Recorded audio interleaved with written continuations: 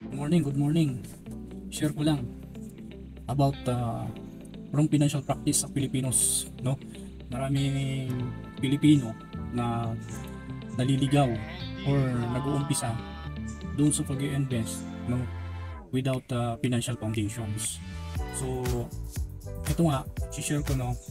Watch this video for the importance of financial foundation. Tara, pag-usapan natin.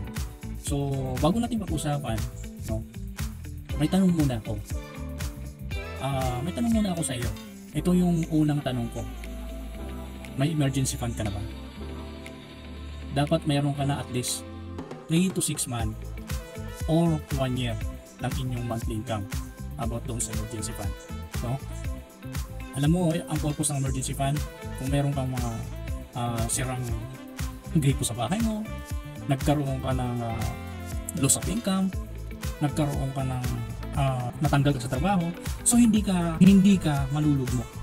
Yung parang salbabida mo, pinaka salbabida mo, yung emergency fund mo. Okay, yung pangalawa, may life insurance ka na ba? No?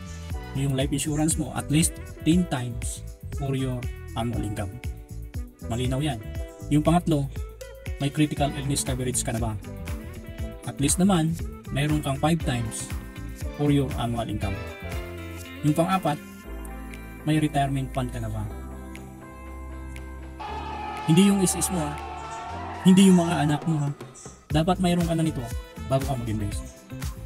Okay?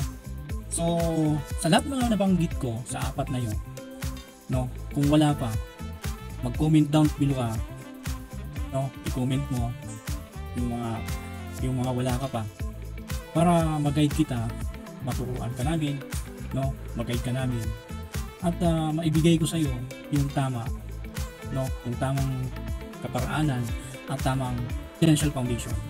Kasi itinuturo namin yung katulad nga ng aming community na nagtuturo na about the right way of savings and investment.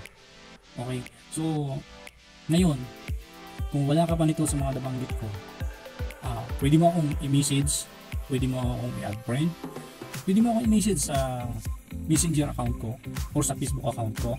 Message mo ako at para direkta tayo mag-usap, no, sa mga kailangan mo.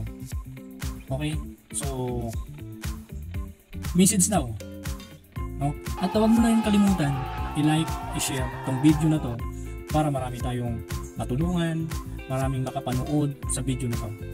At lagi ko sinasabi, no, iingat tayo, mag-ingat palagi sa panahon ngayon, lalo na ngayon ang mahal magkasakit. So mag-ingat tayo palagi. And yun lang, maraming salamat and good night.